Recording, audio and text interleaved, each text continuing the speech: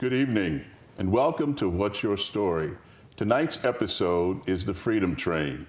Imagine the concentration camps, gas chambers, and mass murder. And now imagine being a Jew in Nazi-controlled Europe.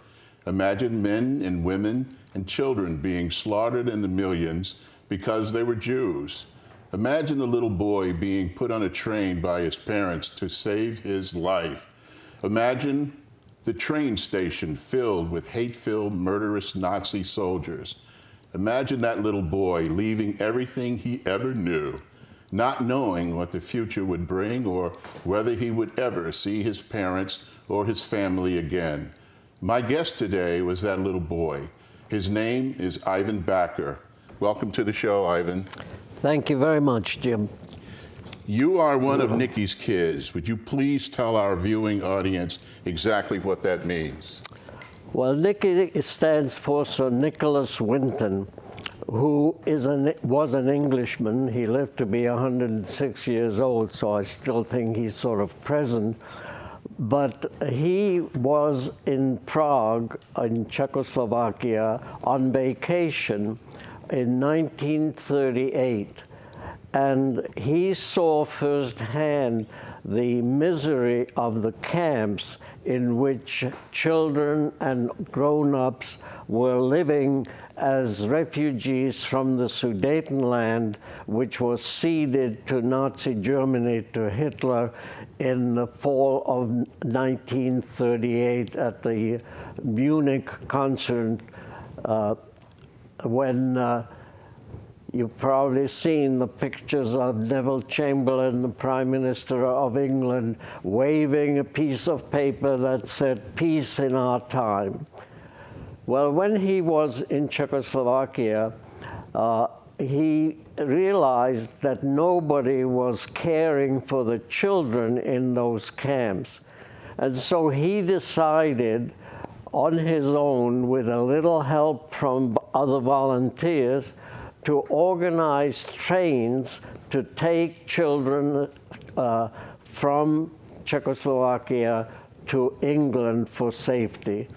And in order to do that, he had to organize families in Britain, in England, to take in those children.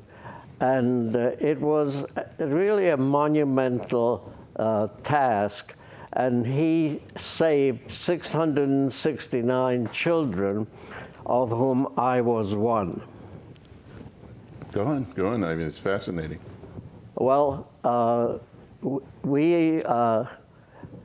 when the Nazis took over the rest of Czechoslovakia, he organized these trains, and I was on the fourth train. I want to read to you a passage from my book, My Train to Freedom, which describes what it was like at the station that night when we left. The station was swarming with German soldiers, looking very stern and frightening to me. But what is etched most in my memory is the 60 of us children standing about with numbered tags. My number was 1174, hanging from our necks, surrounded by parents, grandparents, and other relatives who had come to see us off on this fourth scheduled kinder transport from Prague to England. Adults were crying and hugging and kissing us, fearing they would never see their children again.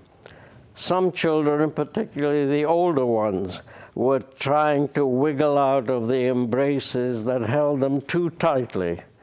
Both young and old found it difficult to say goodbye. How old were you?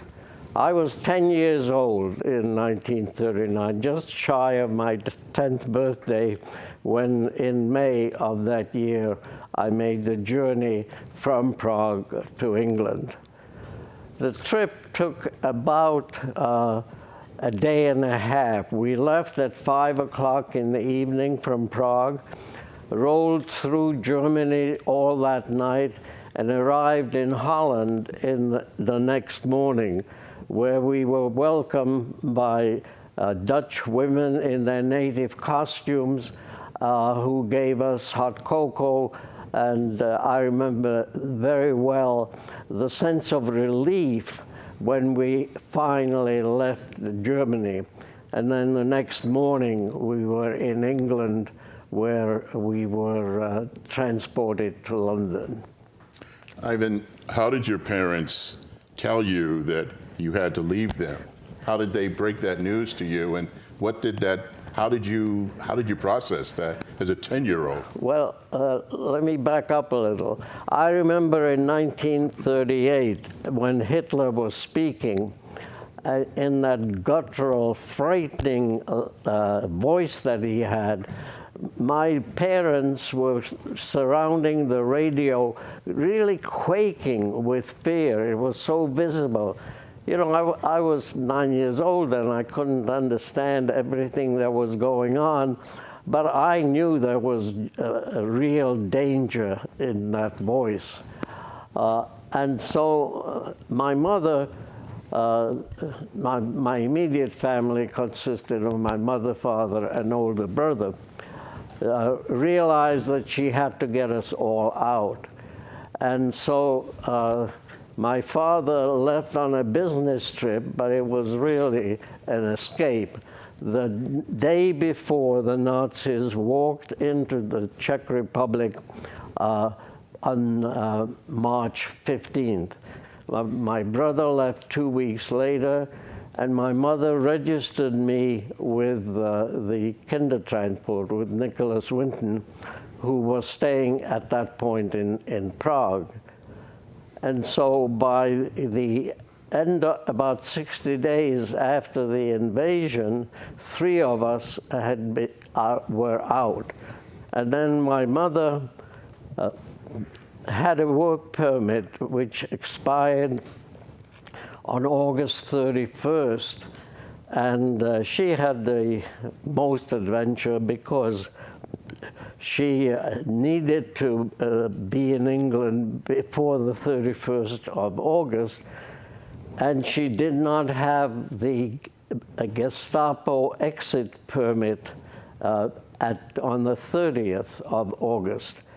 So she went down to the offices where the Gestapo had headquarters, wiggled her way into a forbidden area, and when the offices were, the office was closing at 5 o'clock, the commanding officer said, "What are you still standing there for?"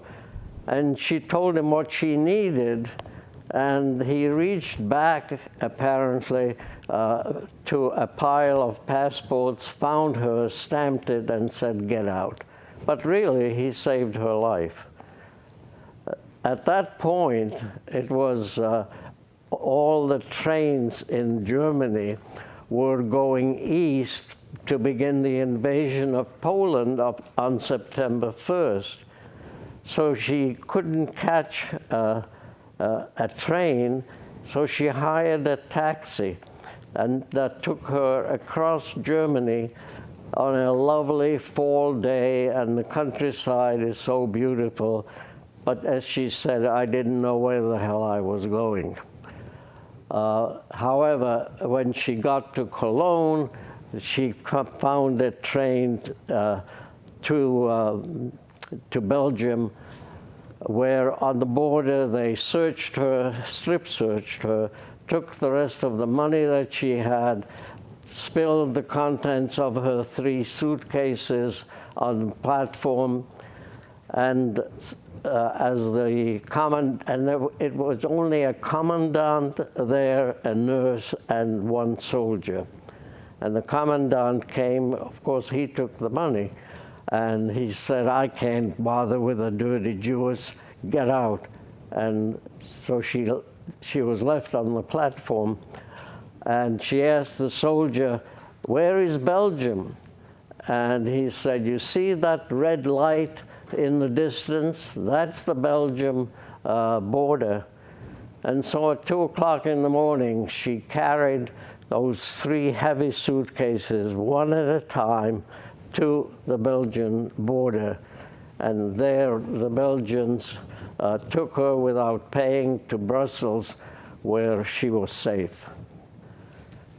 Wow. Ivan, when did it dawn on you that being a Jew marked you for death in Nazi Germany? Well, I don't think I ever realized that death was a possibility. I certainly knew that there was danger and that people were very afraid of what was going to happen. And when we were on the train going through Germany, I knew I was in the heart of my enemy territory.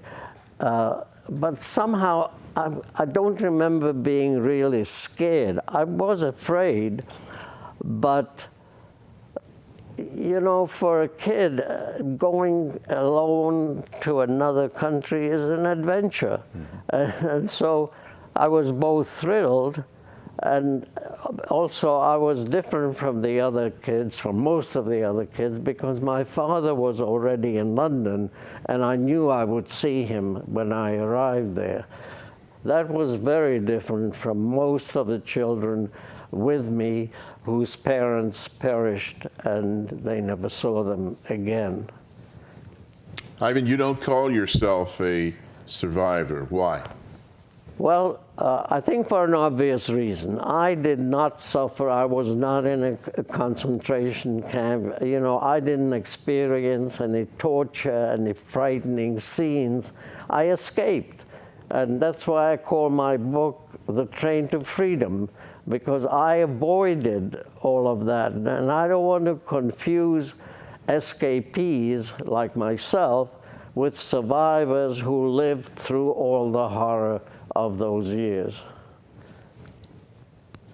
If you, as you look back through all of that, and you decided you were going to chronicle your life and your family's history in a book that we have here tonight, what made you write the book now, Ivan, after all these years?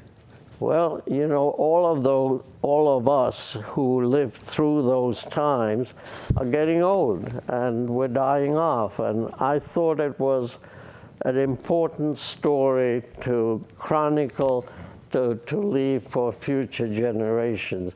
There are those who deny the Holocaust ever happened. Well, it didn't.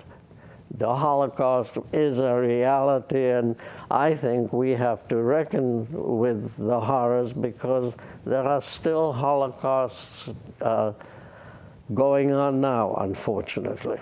Do you have family who actually died in the death camps, Ivan? I counted only 4 survivors out of a pretty large family. My grandmother was one of them. My grandfather had died in a concentration camp, and she suffered an appendicitis attack and died 2 months after she was liberated. There are 2 stories in this book that are eyewitness accounts of death marches that they endured from the concentration camps as the American soldiers and British soldiers were approaching them. So that's really all of our family that survived. I mean, I think our viewing audience might be interested to know, here you are on this train and you arrive in England, and do you remember your arriving there? Was it day? Was it night? Who greeted you, and where did you go after you got there? That's a good question. We arrived about midday after being on the ferry all night to come to Dover.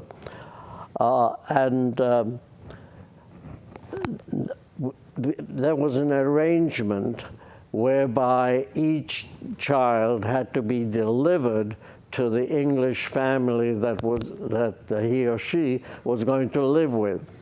So it was almost the end. Everybody had been placed, and I still hadn't been called. But then I was called, and I saw my father behind Mr. and Mrs. Miller, who were going to be my surrogate parents. And so I knew everything was okay. And it was a real sense of relief. How long did you stay with Mr. and Mrs. Miller? Only through the summer of 1939. I was sent to school. I arrived in mid-May. I was taken to the neighborhood school next Monday, and I did not know much English. I knew a word or two, but you know, you sink or swim, and I decided to swim. So by the end of the term, which was about the end of June, I could get along in English. Not very well, but anyway, I went on vacation with the Millers by what they call the seaside. First time I really saw a body of water that had no end. I was friends with some kids, but what happened in September was that Poland was invaded, England declared war, and the English government decided to evacuate all the children from London because they feared the Germans would start bombing immediately. So we arrived at school one day with one suitcase, and we were taken by train to, in my case, Northampton, or the Midlands in England, as they call them. And there at the station, it was very remarkable what happened. We were divided into groups of 10 or 12 and assigned a guide, a lady volunteer. And we were walked to a street. In my case, it was a dead-end street. And she would knock on every door. And mind you, this was a real working-class neighborhood. It was two-story row houses, very, very modest. And she would knock on every door and say, "These are children from London. How many can you take?" And by the end of the street, there were 3 houses left. And she knocked on this door and said her piece. And the lady who answered said, "Well, I have a son, and he has a double bed all to himself. I'll take both of them." It was remarkable. So that night, I'm very happy, but I slept with 2 other boys. Excuse me, go ahead. The boy who was also from London then left in a couple of weeks, so there were only 2 of us. From the time you left Czechoslovakia on the train, you met your father in England. When was your family unit finally brought back together, your mother, your father, and you? Not until we arrived in New York. I should say a word about my brother, who was already 18. And almost immediately after war was declared, he volunteered for the Czech army. There was a Czech regiment attached to the British army, and he joined it, and he was at Dunkirk in 1940 when there was the evacuation. But he also then stayed after the war in Europe to guide relief convoys through Germany to Czechoslovakia. And so he didn't arrive in New York until 1947. So that's the date when we... Is that right? From, what was 1938 to 1947? Yeah. Wow. Have you met any other people who were Nicky's kids?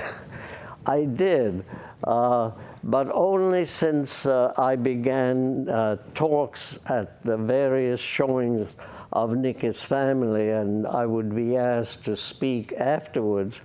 And there were other Not very many, but I have met 3 or 4 other people who are Nicky's kids. And what memories do you share with each other? Well, not very many, because they weren't the same. They were on other transports, not the same. And you know, the basics, of course, we shared, but not much else. Now, you have done a lot of speaking around the country with your book and talking to young people. What is the point of your doing that? I mean, what are you trying to accomplish by going and speaking to people? And by the way, what age groups, what demographic do you find come and talk to you about your experiences? Well, I think my best experiences have been at the Holocaust Museum in Washington, D.C. I've been there now twice, and with a little stand in the bookstore with my book. And the amazing thing is the young people. There's lots of school groups that go there to see the exhibits. And they are typically 8th, 9th graders. And they're fascinated and really gripped when I tell them my story. I almost don't know why, but it really seems to grip them. And I get really good questions from them. For instance, one boy, he was an 8th grader, asked me, "Do you think this can happen again?" Now, that's a profound question. And I answered it by saying, unfortunately, I think yes, and then I pointed out to other Holocausts since the Nazis, not as big and extensive, but still massive in terms of the number of people who died. And I said, that's why we have to be vigilant so that it doesn't happen again. Ivan, here's a question. Can it happen here in the United States? Well, I'm going to get political. Yes, it can. I'm really very much afraid that the so-called alternative right can, if it becomes dominant, institute restrictions, especially on the press. And if we don't have a free press, we are on the road to authoritarian government, which can lead to persecuting and locking up people who think differently. Why were you spared, Ivan? Have you ever asked yourself that question? I've asked that constantly through my life, and I answer it by trying to do things for others and I really try to live my life in service to other people in many capacities. Well, Ivan, thank you for being here with us, and God bless you, and I'm so very happy that you took the time to come and tell your story to us. Well, it's been a privilege to be here, and thank you. That's all the time we have for tonight's show.